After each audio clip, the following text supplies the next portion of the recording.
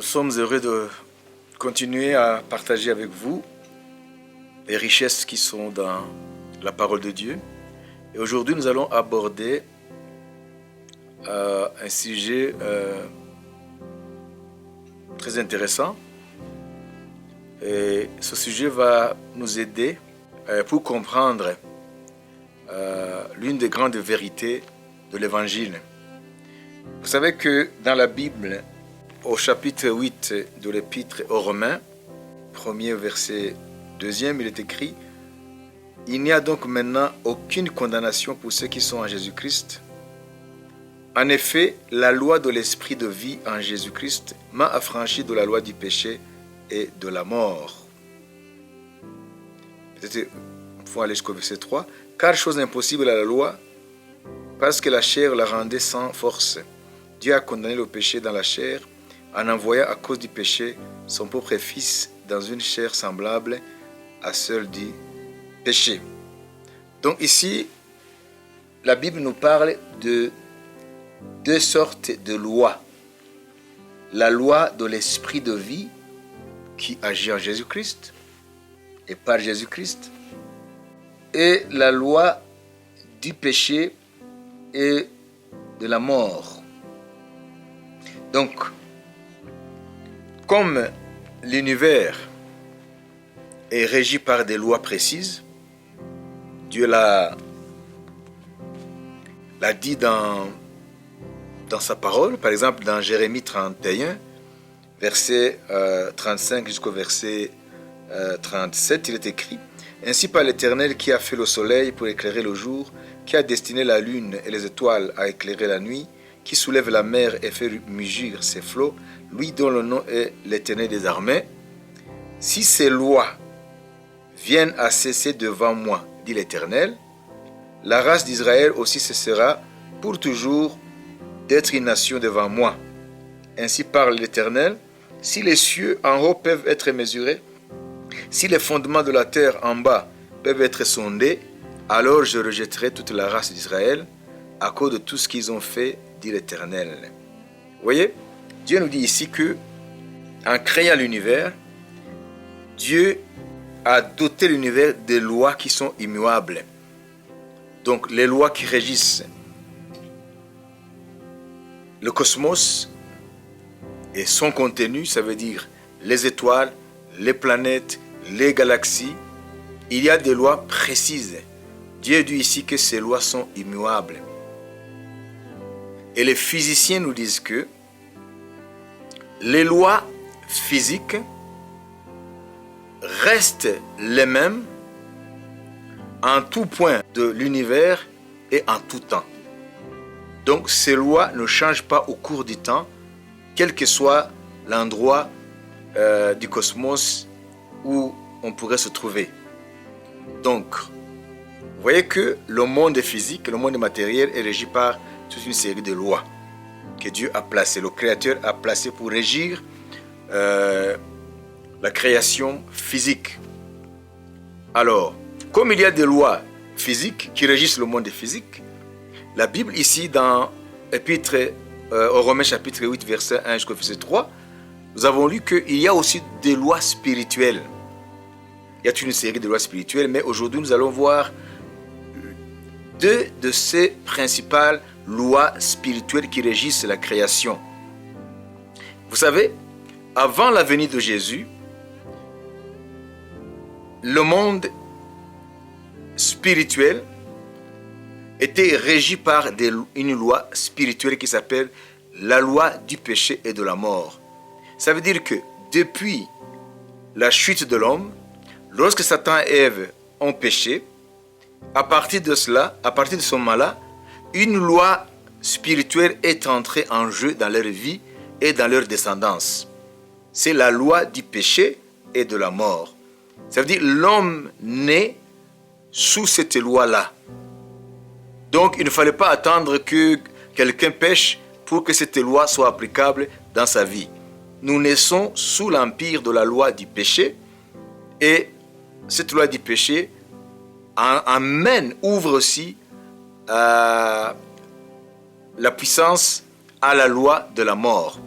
Voilà pourquoi la Bible dit que le salaire du péché, c'est la mort.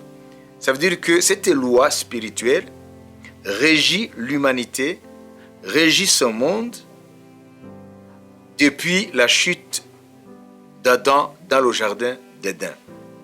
Alors, lorsque Jésus est venu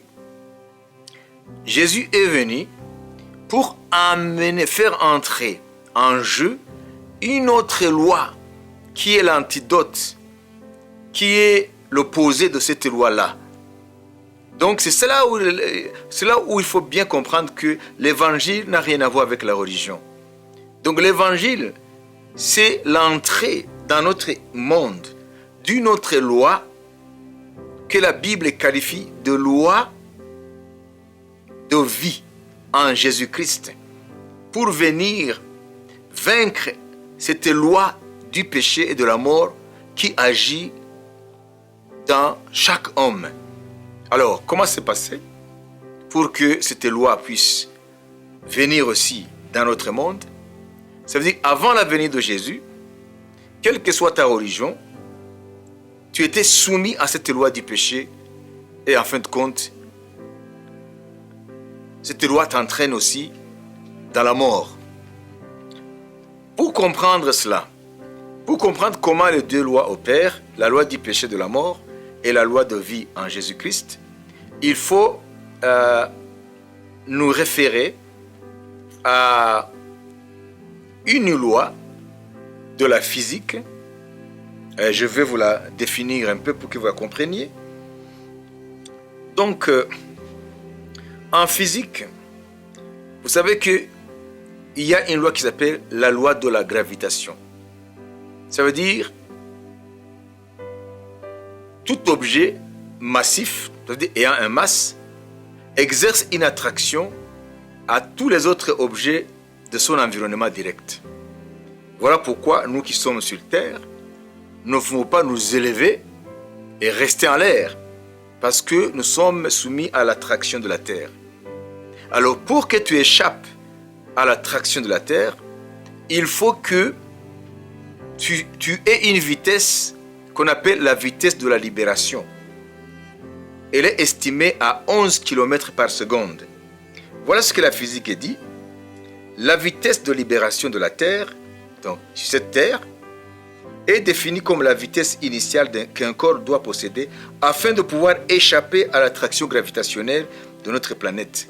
Elle est environ 11 km par seconde. Donc cette vitesse de libération s'appelle aussi vitesse d'évasion ou vitesse d'échappement. Donc en physique, c'est la vitesse minimale que doit atteindre un projectile pour échapper définitivement à l'attraction gravitationnelle d'un astre. Ça veut dire que si tu es capable de voler de la Terre avec une vitesse qui est une vitesse à partir de 11 km par seconde, donc cette loi-là, cette qui régit cette vitesse de libération, te promet que tu pourrais partir et ne plus revenir. Tu vas partir indéfiniment dans le cosmos et plus jamais revenir sur Terre. Ça s'appelle la vitesse de la libération. Ça veut dire à 11 km par seconde, on est capable de quitter la Terre et de partir sans jamais revenir. Mais en deçà de 11 km par seconde, nous sommes soumis à la loi de la gravitation. Nous sommes soumis à l'attraction de la Terre. Nous, les terriens, nous qui sommes sur la Terre. Alors, comment mettre en parallèle cette loi de la science, la loi de la gravitation, avec la vitesse de libération pour échapper à cette loi qui nous maintient sur Terre, et les deux lois spirituelles, la loi du péché et de la mort, et aux antipodes de cette loi, la loi de vie en Jésus-Christ. Ce qu'il faut comprendre, c'est que lorsque Jésus est venu sur Terre,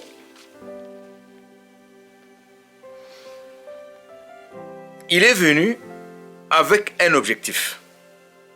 Parce que l'humanité, à cause du péché d'Adam, l'humanité a été soumise à cette loi du péché. Nous naissons sous cette loi. Et cette loi, agissant en nous, produit la mort. Que ce soit la mort physique, mais ce qui est plus que la mort physique, c'est la mort spirituelle, la mort éternelle. Parce que l'homme n'est pas que la chair, l'homme est un être tripartite.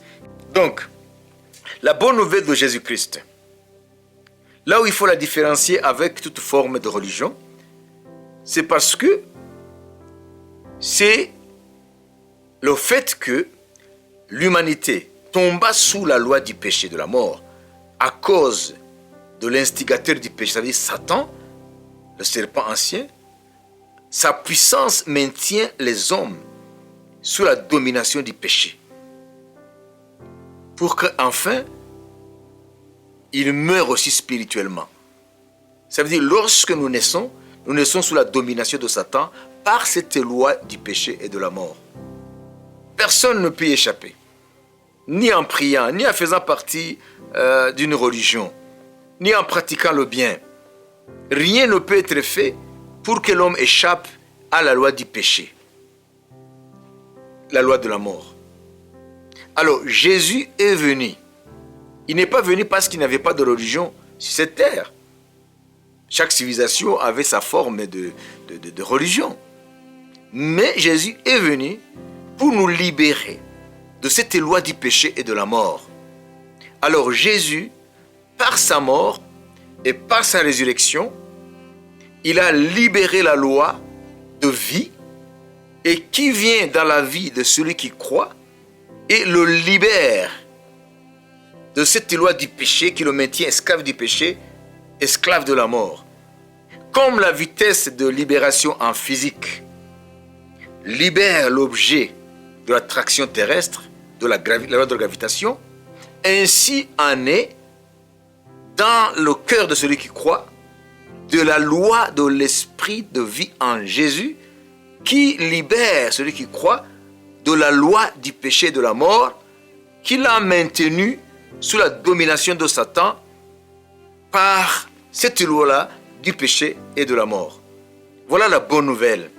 C'est qu'à partir de Jésus, il y a une loi qui est entrée en vigueur, qui est entrée en jeu dans ce monde pour libérer les hommes.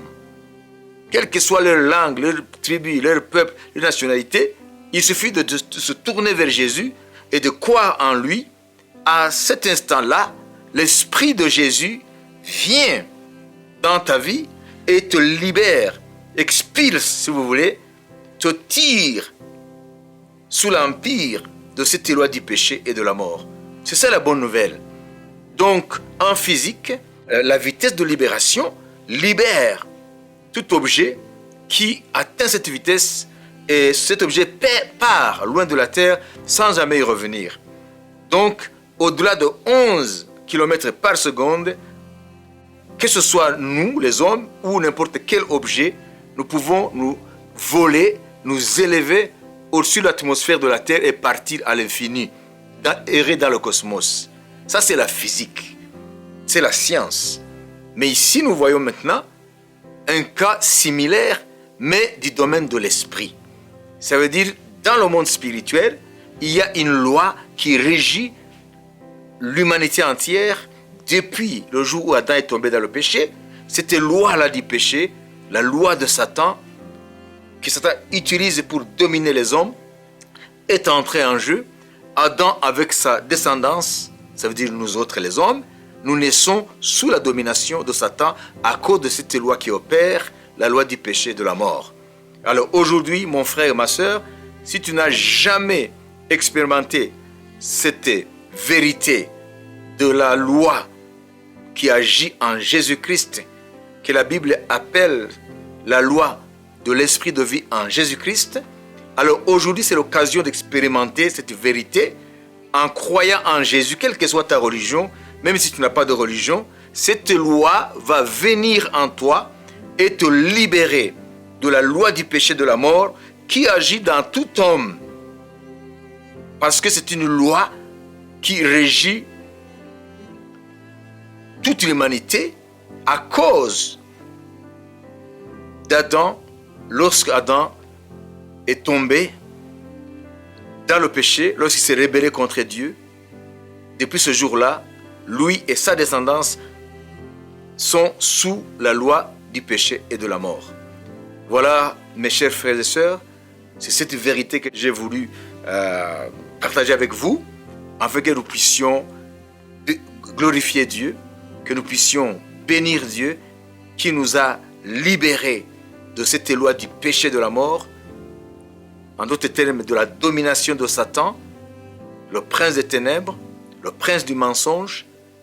Alors Dieu a utilisé la loi de l'esprit de vie en Jésus-Christ son Fils, afin de nous libérer de cette loi du péché de la mort.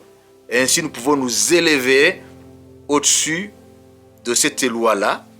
Satan n'aura plus d'attraction sur nos vies. Cette loi n'agira plus sur nos vies. Nous serons dégagés complètement de l'attraction du péché, de l'attraction de la mort. Parce que la loi de l'esprit de vie en Jésus-Christ nous libère de la loi de l'esprit du péché et de la mort qui gouverne, qui régit l'humanité entière. À Jésus soit la gloire. Amen.